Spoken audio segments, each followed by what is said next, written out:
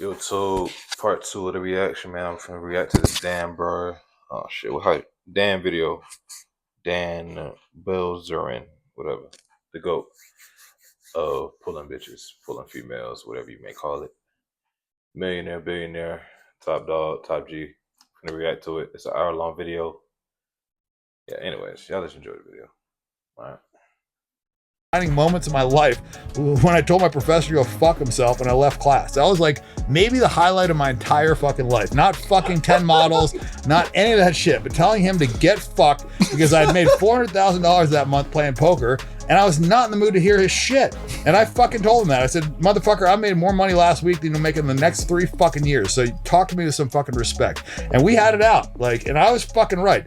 And the thing that he said to me, the thing that he fucking said to me that really stuck out was, if you're so fucking rich, what are you doing in college? And you know what? I thought about it for like 6 fucking seconds. I was like, you know what, dipshit? That's the first intelligent thing you've said all fucking semester. It's like, fuck you, I'm out of here. And I walked out, the whole fucking class went fucking crazy. And I never fucking forget the ride home. I was so fucking happy. I was like, I don't have to listen to this dumb fuck shit anymore. I'm gonna show up to this fucking school. I'm gonna listen to these motherfuckers. I can go wherever the fuck I want to go and nobody can tell me what to do. And that was like a fucking defining moment. And that was when I was like in my 20s, man. I was like 27. You know, I was a fucking millionaire and I made the fucking money myself and I was stoked and I didn't have to listen to anybody's shit.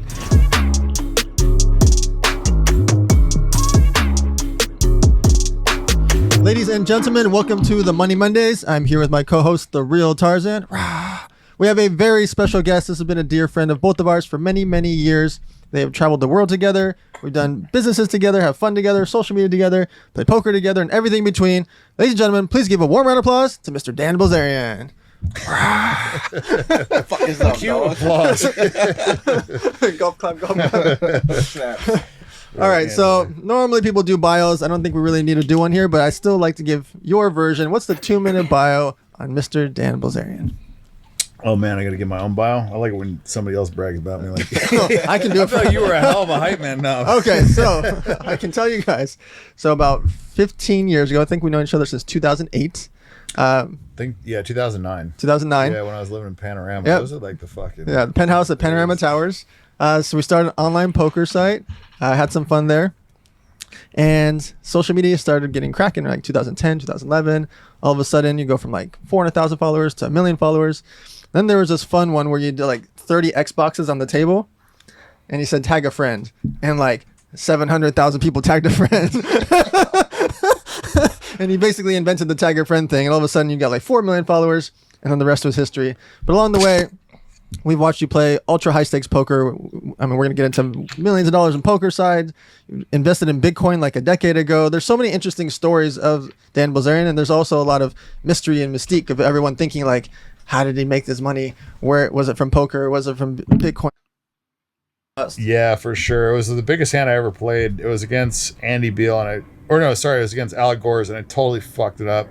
I fucked it up so bad. I had ace 4 of diamonds and he had, well, I won't tell you what he had. So the board come 2 diamonds and we're playing 10K, 25K at the time, heads up.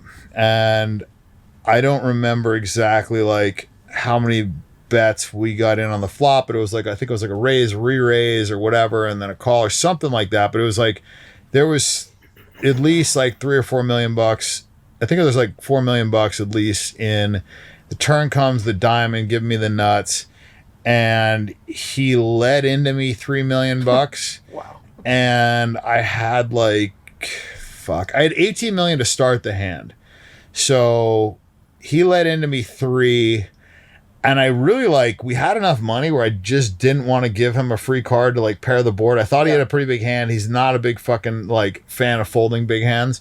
So I re-raised them the minimum, just 3, but 3 million bucks, 3 million bucks, I'm just like, well, if I make it 6 million, I can ship the fucking river for sure. Right. And he can't fold for another 3. And then how's he going to fold in the river when there's fucking, if 3 or 3, 6, 12 plus 3, there's fucking, it's like less than a pot sized bet to ship the river is like, so it just seemed like, what else are they going to raise? I didn't want him to fold at the fucking nuts, but at the same time, I didn't want him to draw for free. I don't know. I guess like looking back, maybe I should have just called. I mean, if I would have just called, I would have got all the fucking money. I played it probably the worst possible way I could have played it. And he just fucking tanked. And that was another thing is like, he would ask me all these fucking questions. He would fucking ask like if he could take money back. Like this is basically like goes through this whole fucking thing. And you're like in his house, you feel kind of like rude, like not accommodate, like just to ignore the guy when he's asking you questions. But at the same time, he's getting like tons of information off you for free. Right. It was just a weird spot, man. And anyways, I ended up just like going to the fucking bathroom after like 40 minutes of like his questions. And this, come on, not that long. I'm telling you, it was the longest hand I've ever fucking played in poker. And I probably like said some shit. I just wanted the hand to be over. Like I was just like, it was so much fucking money. And I was winning a bunch of money at the time. I think I was up like, I don't even know. I mean, if I had 18 in front of me, I had to be up. I don't remember. I was up a lot of money. The pot was already, you know, decent size, you know? So I was like, I don't know. Looking back, I should have wanted to fucking get all the money, you know? But sometimes, like, when it's that much money, you're like, okay, just taking down the pot. Right. I mean, just the thought of, like, the board pairing and him fucking sending it in, you know? Like, I don't know. It would have been pretty brutal. And then I would have lost the biggest hand of my life. I mean, that would have been a $36 million hand. Oh my God. You know? So it's like, to go from, like, winning to, like, you know what I mean? Like, I don't know, man. I guess I was, like, playing, like, outside of my comfort zone because you should never really, like, play based on emotion kind of, you know what I mean? Like, you should just do the right thing. Right. Like, and the money shouldn't matter. Like, and I think Negron, you said that the other day. It was, like, basically, like, you know, you should play where it's just chips, you know, and you're playing, like, in proportion to the blinds and this and that. It's not like, oh, it's, you know, millions of dollars. And actually, like, the time that he fucked me up was when he started betting in things. He was like, oh, I bet a Ferrari and that was 300 grand, or like, you know, I raise you. Yeah, when you start betting real life stuff, you spend too much money on a bet, man. Learjet. And so I had to, like, you know, he wouldn't say, like, and I was like, okay, well, how much is that? Yeah, and then he would tell you how much it was, but like, you can't fucking get it out of your mind that, like, he's betting a Learjet, you know? And then, like, this Learjet have 10 seats or 14 seats? Right, like there was it was a Ferrari, it was a Bugatti, and then a Learjet. That's how he did it. He had like three. Yeah, that's like, a lot of money. Yeah, so like when he did it, and then he was also like flexing. His girl was there. But like all the other times, I was just like mathematically beating him. I was just like firing. I was actually the one putting pressure on him, which is like very counterintuitive to like how you would think a billionaire would play. But he had been playing with Andy Beal, and the strategy against Beal was like, okay, I'm going to lose $4 million. I'm going to lose $3 million, but I'm going to clip the fucking guy for $50 million when he calls me. You know what I mean? Yep. When he just has top pair and I have a set and he can't win, and I bring home fucking, you know, $50 million win. And so it's like, that's how he played Beal, and it worked. You know, so for me, it was like he was okay losing $8 million, $6 million, $10 million, you know, thinking that he's just going to clip me for fucking all the money one of these times. And which, you know, wasn't like out of the realm of possibility, you know, like, fuck, we're buying it for $5 million, or, you know, I got fucking $18 million, like one hand, he could just fucking wipe me out. And we had some cooler hands, you know, like definitely like spots where if it was like switch, like I could have just like gone, like the hand fucking, you know, he played, like, he folded the second nut flush. He had a king high flush there? He had a fucking king high flush. I'm not folding to you. Sorry, bro. Like, I don't even, like, I don't think he's it's the only guy in the fucking universe that isn't just, like, trying to figure out how to get the money in the pot. Of course. I'm not, like, heads up, because I would have played a jack high flush the exact same way. I'm not folding a king high flush to Dan Bilzerian. That's what I'm saying, like, ever. I can't sleep at night. No, I can't do it. Fucking crazy. I love you. I can't do it. I'm not folding king high flush to you. I couldn't fucking believe it. You're going to have to show me. It was so fucking nuts. But it just goes to show like how bad I played the fucking hand. But also like one of the reasons why I was just able to fucking run this dude over. Like, you don't fold the second nut. That, yeah. Like, you don't fold the second nut flush ever. It's like folding king's preflop to a fucking guy heads up, like with 100, 200 big blinds. You just don't ever do it. Right. Like ever, especially like with the amount of aggression that I was showing. So I don't know, man. That was definitely one that I've lost sleep over for sure. Do you still like poker now? No, I don't. I don't. I got to a point where like the wins didn't bring me like even close to the amount of like happiness that the losses would give me, like misery. Like, I would get pissed when I lost like small amounts of money, even like the money that like was insignificant. I just didn't like to lose, and I don't know. And every game that we're playing, we're losing, you know, or like, you know, you're playing for amounts where like if you lose in the real world, it's significant money, you know, like in the poker game, it's not that much, but you know, so. Do you want to see how much money you're eligible for? If you were in a car crash within the last 2 years, that was not your fault. You could have money coming. I don't know. All right, so Tarzan and you have gone on some amazing trips around the planet. How do you decide what countries, what events? How do you pick the girls? Like, tell us about the story of how do you go make your travel plan? Shout out to the real Tarzan, man. That's a goat, bro. You don't really see too many black people doing that. So shout out to bro. I mean, shit. He's like, you want to go here? Like, yeah, when? He's like, tomorrow. Fuck it, I'm there. That's how it went, you know? Yeah, no, he was good because like you want a guy that can do shit with you. You know, like so many times I'm on these trips just surrounded by bitches and it's like it's cool to get high and fuck chicks all day, but like, you know, you also want to do cool shit. And he was always like pushing to do cool shit. You know, like we dove in the cenotes, you know, we did like cool shit in Thailand, we're like fucking diving off the yacht. You know, it was just more fun when there was guys. And I noticed that when we brought him out, it was like a cool, you know, twist to the dynamic. And Hanging out with the boys, you know? Yeah. It's a boys trip. Yeah, Having fun, doing stupid shit. I tell him, like, yo, don't go in there with the Cobra.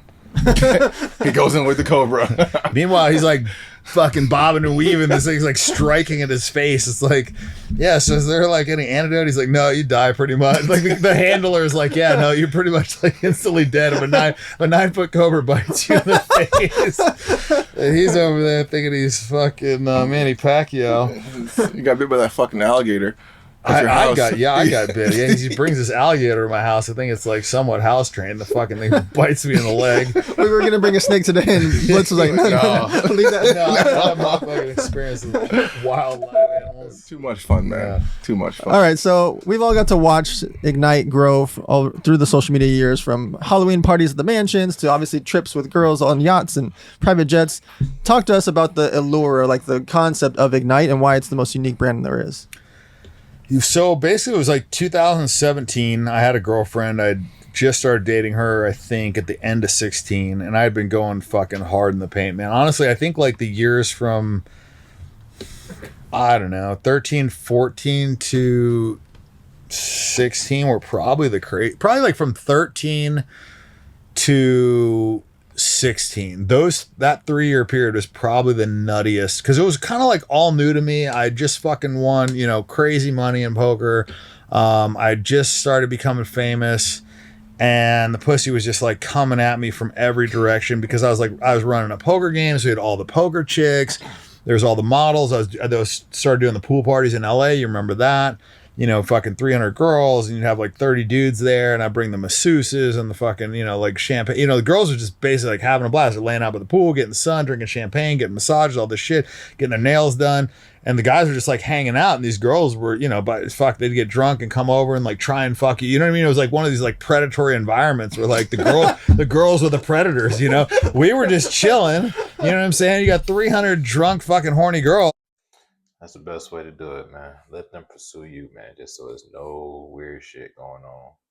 You came to me. That's it. Just like, you know, the dick was like the scarcity. It was like a very, like we flipped the fucking script on these girls, you know?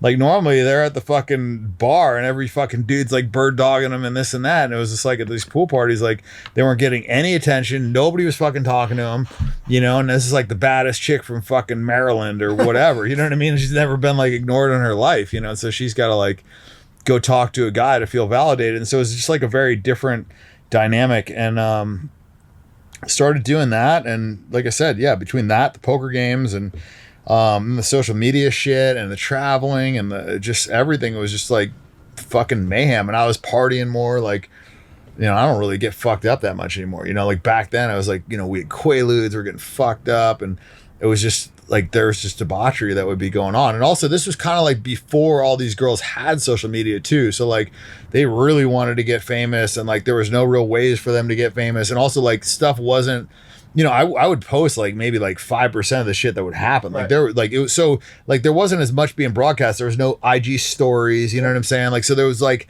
you know, I wasn't really fucking around with Snapchat much. So there was no. I actually didn't think I had Snapchat back then. So there was like no. Like there wasn't like it wasn't being filmed, Right, no you know. behind the scenes, Yeah, it was like so these girls could get as crazy as they wanted to, and like we had these like we had some of the girls, you know, like fucking I don't know, Mabel and Rosie. There was like some fucking wild ass girls that would get all the other girls fucking amped up and shit. And it was just a different environment, right? Like there's no cameras, nothing going on. The girls just got like fucking crazy. And, you know, also when you're getting fucked up, like shit, just crazier shit happens, you know, like as opposed to just like, fuck, man. During the night days, I was mostly just like high all the time. Like I was still getting a ton of pussy, but like I was just like, I don't know. You just do crazier shit when you're fucked up. You know what I mean? You think to do crazy. Like, I mean, I fucked girls in like a public bathroom. I fucked a girl in a hotel lobby. Like, just shit that you wouldn't do sober. You know what I mean? Like, you don't think to do. Yeah, like, it's just fucking, you would try things and it was just work, you know? Like, I fucked a girl without saying a single word to her. Like, I don't know, just stuff that you just wouldn't try sober. You just like, oh, the chick wants to fuck, we'll go fuck. Like, but you know, when you're you're drunk or you're fucked up, you're like, oh, like what kind of crazy shit could I do? You know what I mean? You start pushing the boundaries, and I don't know, man. It was just, you know, it was fucking wild time. But anyways, like I said, that was the craziest time. And then 2016ish, I got a girlfriend for like a year because after you do that for a certain period of time, you need some kind of break, right? So I took a break and I kind of want to get back in it, but I also wanted to like figure out how to do something with this social media presence that I had. Like everybody was coming up to me, right, in every fucking country. Like I had no privacy. So I'm like, fuck, man, if I'm like taking pictures of motherfuckers in the parking lot in fucking 5 years from now and I don't have anything to show for it, like I'm gonna be pissed, right? If I have all the inconvenience without the upside, the only upside was like, it was easier to get laid. But aside from that, like there wasn't any monetary upside. There was just nothing else. I figured like, fuck it, I'll build a brand. And then it also just like seemed like there was more of a purpose if you had a brand. Like, I don't know. Cause I was like getting tired of posting on social media. I like wasn't going to do it for myself anymore. Like I'd already done it. I was kind of like over it, but I felt like for a brand, I would like lean into it more and I would be more excited about like. Same. I hate posting on social media, but I do it just because how else is somebody going to know I make YouTube videos or whatever I'm doing at the moment? You know, I'm like low key. I don't care about likes, views, none of that shit. Because in real life, I'm really that guy. So, yeah. Brand than just like posting to show everybody like, oh, I got money and I'm getting pussy. Like I was like, I'd beat that drum enough. I was fucking done with it, you know? Exactly. Yeah, It's off the puss. Yeah, I was off the puss. I was like, fuck it, man. So anyway, so I started Ignite in like 2018. And it's funny, man, because there's like, you know, all these fucking idiot articles come out like, oh, Ignite funded his lifestyle. It's like, motherfucker, I was doing that for like fucking 7 years before I even started Ignite. 2009 you were doing it with me. Yeah, like it's like these people are so stupid. I bought my jet in 2014, you fucking mullets. But anyways, so we started Ignite in like 18 and damn, that's a low one. I'm a fucking mullet. Can we make that a clip, please? And I so bought my jet in 2014. yeah, so like 2018 come around and yeah, we started Ignite and it was just, I just knew that house in LA was the fucking spot. You know, like I saw it and I was just like, fuck, this is it. Like if I'm gonna do it, like this is the spot to do it.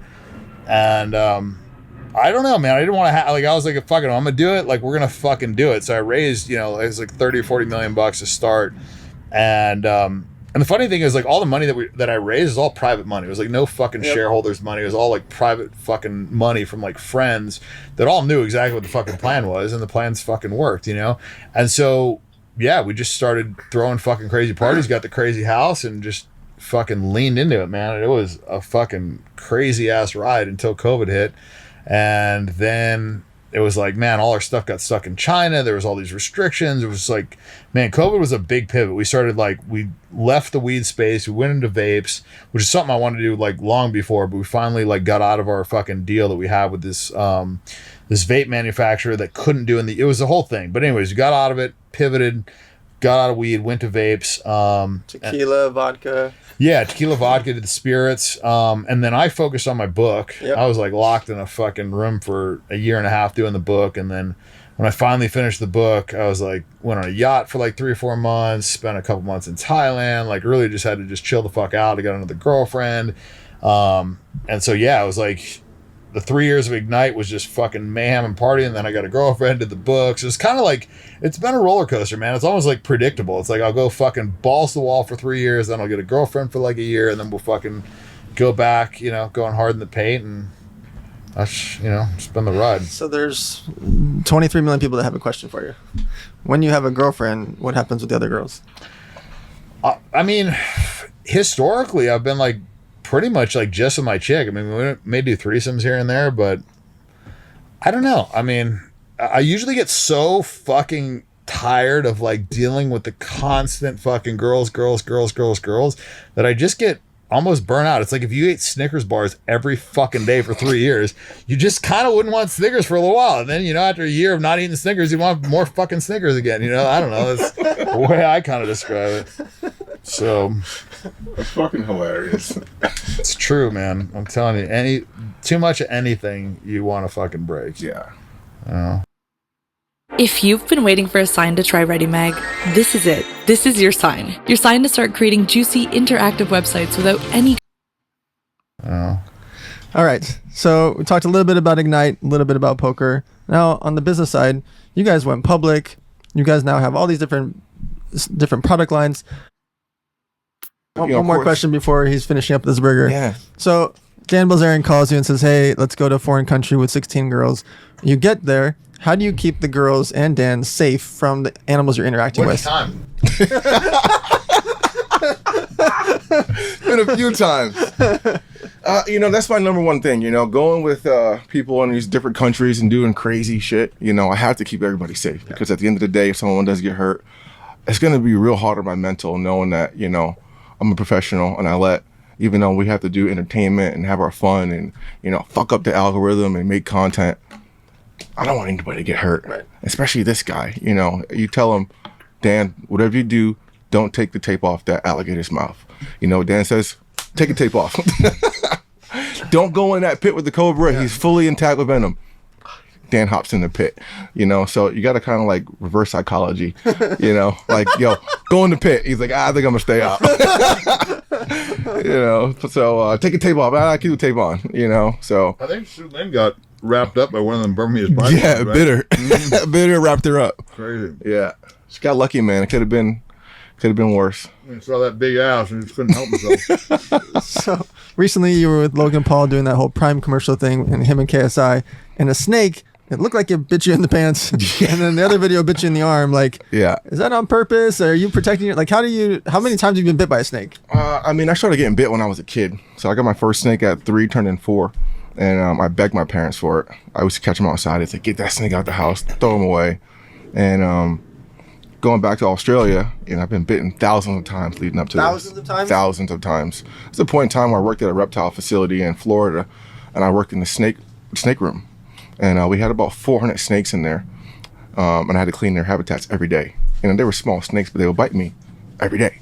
We get imports in, like 1,000 snakes in, you know, 100 boxes, or 10 boxes or 100 snakes in each box or whatever, and I got to go through and count each snake. So snakes are biting me nonstop. So not that I'm immune to it, but it's just like, it's what you expect. You know, it's like a boxer. I heard boxers, after they get punched in a while, they just don't even blink. Right. You know, the guy that like gets bitten by venomous snakes like over and over and over again, and then eventually kind of like gets immune to it. Is that a thing? That's the thing. Yeah, some guys are just like, they build up a tolerance. You know, it has to come in small doses.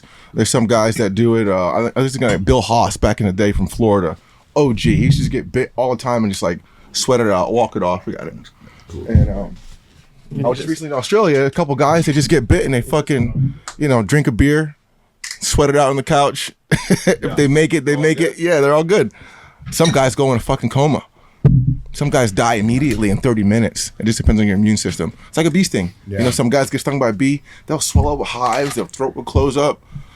Some guys get stung and they're like, this shit's, you know, like flick the bee off and they're on the way. You know? All right, Dan, question. Crazy.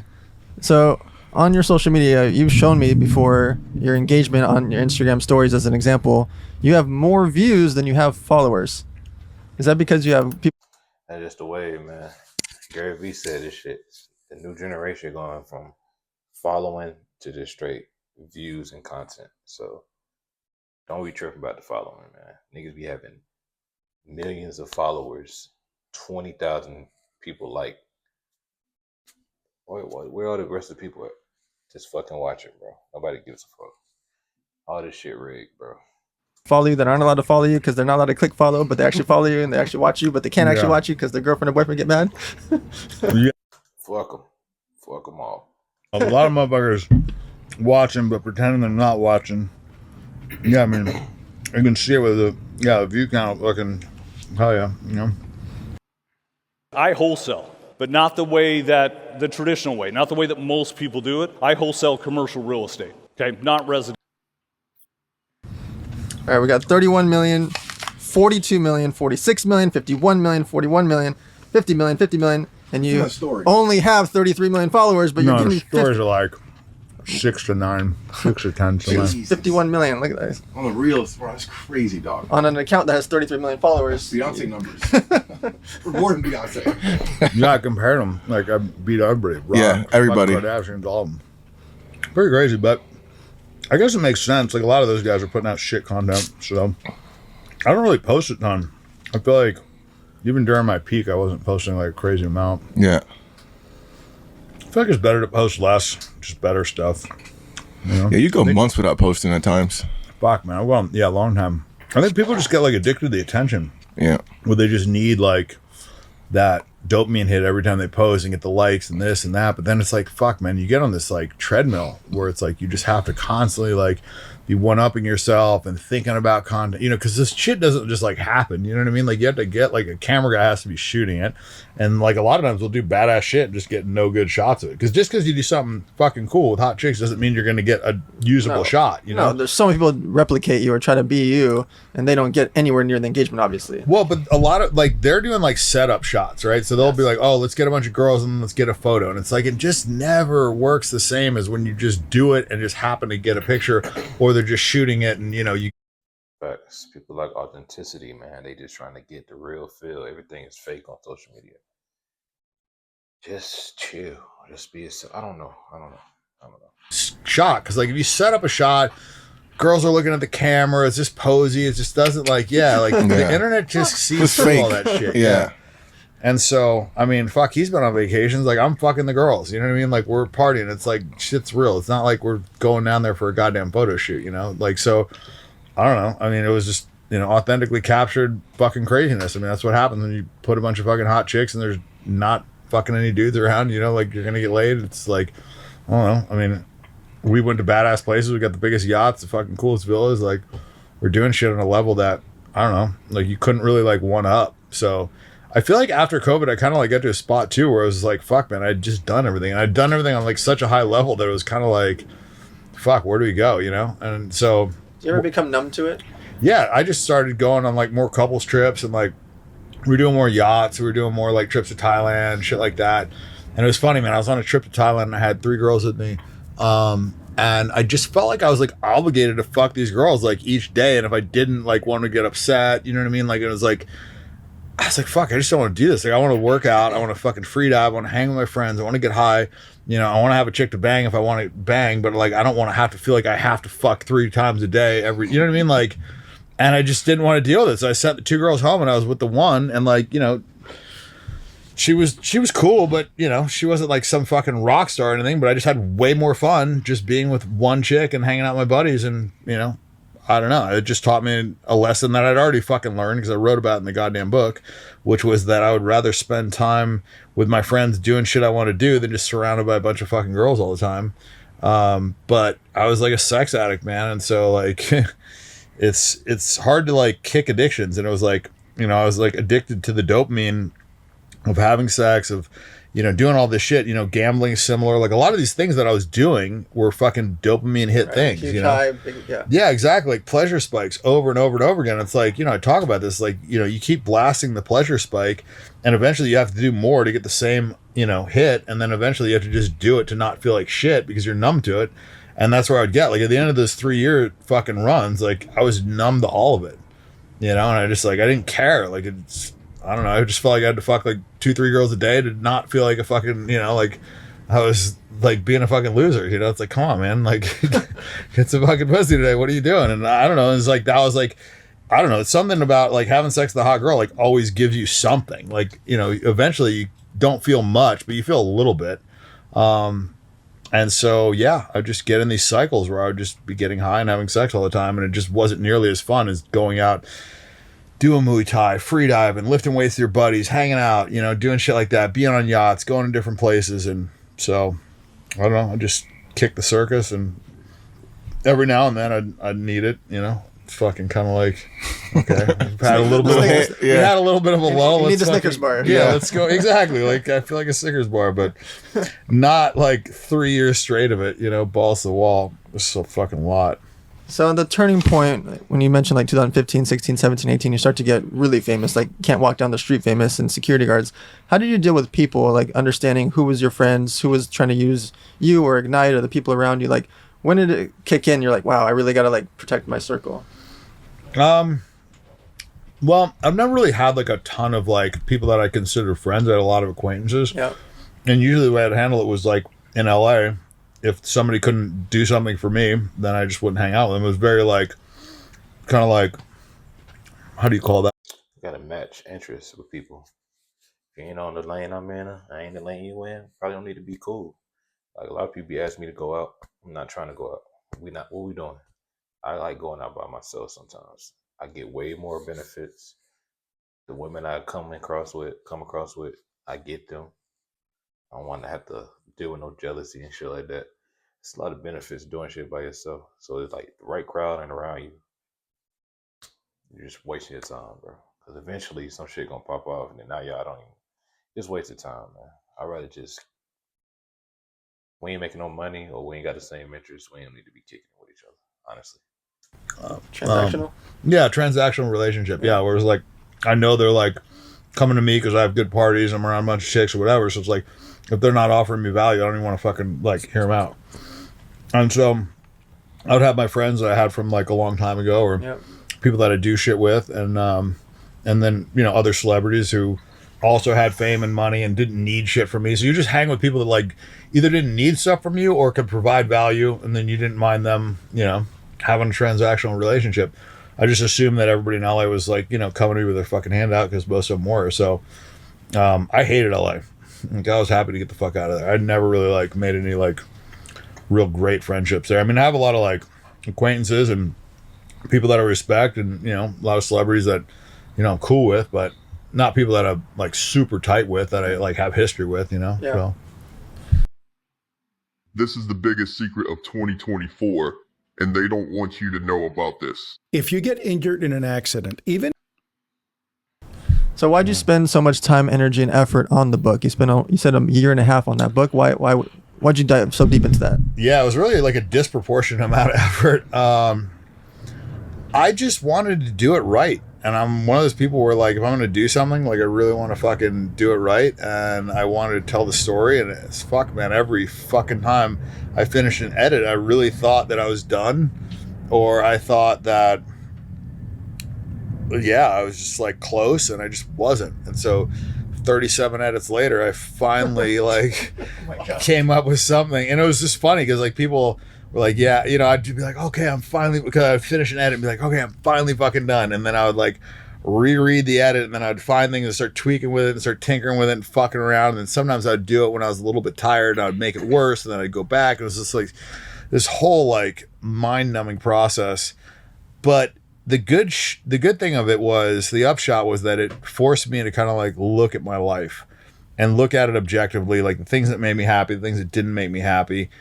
And I guess, like, unless you write a book or do mushrooms or fucking acid or something, you don't really spend that much. I mean, maybe if you're like with a therapist or something, but I don't have a fucking therapist, you don't really spend a lot of time like reflecting back. Yeah. You're so focused on like moving forward and, you know, doing this or your business or some chick you want to fuck or like some place you want to go or like whatever it is, like the future captivates your attention much more than the past. And so the book was kind of like just forced me to look at the past, and I think that's beneficial. I think it's helpful. Like, if you don't learn from your mistakes, then, you know, you're bound to repeat them, right? So I think it was probably one of the better things that I did for my fucking like soul, but it just took a lot of time because I wanted to get it right. That's the fucking short answer of it. So speaking of your soul, the concept of the Money Mondays is we talk about how to make money, how to invest money, and how to give it away to charity. You have done a lot of charity things, but you never talk about it. You never post about it. One of the For what? People that's really doing it don't gotta, you know what I mean? Ain't gotta say too much. It was really interesting. The one time you did post was you were saying, I'm going to give out $10,000 to 10 different families by submitting your story. I don't remember the number. It was some ridiculous 200,000 comments or something insane of people tagging and putting their stories in. And you went and you donated way more than the 10K each, the 100,000 you promised. You donated way more. I'm not going to say the number because you never talk about it, but like you do charity in the background. Is it something that's passionate to you, and why don't you ever like to talk about it? I just feel like it takes away from it. Like, you're gonna do something, fucking do it. You don't have to tell everybody you're fucking doing it. You know what I mean? Like, I don't know. Like, I got a lot of friends that like find a charity or and try and get all their friends to give them money to. I was just like, I don't know, I'd just do it myself. Or I'd call a buddy and be like, hey, I'm gonna put 100,000 in this. You want to match it? And then be like, sure. And then we'd do it and wouldn't tell anybody. It feels better like that. Like, I don't know. I just think it cheapens it, like by broadcasting it. And I feel like there's so many people that do it to be seen doing it. And I guess like the reason that I do it is just as selfish as that. I mean, I do it because it makes me feel good. Sure. Not necessarily. I mean, like, yeah, I want to help people, but it makes me feel good to see that person like being happy. Like, I've given a bunch of money to like charity organizations, and I don't get nearly as much happiness out of that as like giving it directly to the person. So I think where I kind of like moved to was like directly giving it to the people, like handing them fucking cash, or, you know, wiring it directly to them, or spending time with the kids, or taking the kids out shooting machine guns and fucking blowing up dynamite and fucking off-road racing and surfing and shit like that, you know? Yeah. So the other reason for the Money Mondays is we all grew up thinking it's rude to talk about money. You're the most blunt friend that I have because you're very blunt about talking about relationships, sex, business, money, and everything between. Why do you think people are scared to talk about money? Why do you think it's rude to talk about money? Before they say anything, I already know you're gonna say they don't believe they supposed to have money, bro. If you believe you're supposed to have money, you're gonna get some money. And then one thing gonna lead to another, and then it's just gonna be what it's gonna be. It's gonna be what it's gonna be. gonna have any. Why do you think people are scared to talk about money? Why do you think it's rude to talk about money? Because they don't fucking have any. Like, so many people like act like they get all this fucking money, but they don't. I don't know. Like, I feel like a lot of it is just like facade. It's bullshit. I mean, I don't know. Money is it's a tool. I mean, that's what it is, a fucking tool. And so when people realize that, the better, bro. Just gotta use it to do what you gotta do, man. Like, you shouldn't be shy about it. Like, if you have it, fucking spend it. You know, like, a lot of people have a bunch of money and they don't use it to improve their life. Like, I've always been good about like using my money to improve my life. Like, I got a bunch of fucking chefs. I have a bunch of assistants. I have fucking pilots. I got a plane. Like, I got shit, you know, like, people do stuff. Like, if I need something done, like, shit gets done. Like, I haven't got groceries in fucking 10 years. Like, I don't know. Like, I just don't waste time doing stuff that I don't want to do. Like, if I want to go play paintball, I have a paintball fucking tournament paintball field in my backyard. It'll be set up. I'll have fucking 8 referees. All the guns will be fucking lined up. We walk out, we play, and we fucking leave. You know, and we don't wash the uniforms. We don't fucking go buy paint. We don't do any of that shit. We show up, we fucking play, and we leave. And so it's like, you use money as a tool to like save fucking time. And my dad taught me this when I was younger. Like, figure out what your time is worth. Like, my dad, when I was fucking young, his time was, he was making $10,000 an hour. So my mom, like, you know, she was giving me shit about not making my bed. I was like, well, dad doesn't make his bed. And, you know, my mom's like, well, you know, honey, why don't you make your bed and be a good example? And my dad was like, snap back. He's like, I make $10,000 an hour. Pay maid $25 an hour to clean this fucking house. You want me to pay $975 to go show him how to make a bed? No, I'm not going to do that. You know, and it's just like, this is the wrong answer probably, you know, for a fucking kid. But it was funny because like, it does like teach you like time value money. It's like, what is your time worth? And it's like, if you're making $10,000 an hour, you should just never do anything, you know, that you don't want to do unless you're making over $10,000 an hour. You shouldn't fucking change your tires. You shouldn't change your fucking, you know, oil. You shouldn't mow your fucking lawn. Like, unless you enjoy doing that and it brings you satisfaction, then sure, fucking go do it. But like, just, I don't know, just spend the time with your family, spend the time traveling, spend the time working out, spend the time bettering yourself, like, you know, teaching your kids something. I don't know, whatever the fuck it is that you want to do, other than like, I don't know, I don't derive any pleasure out of mowing a fucking lawn.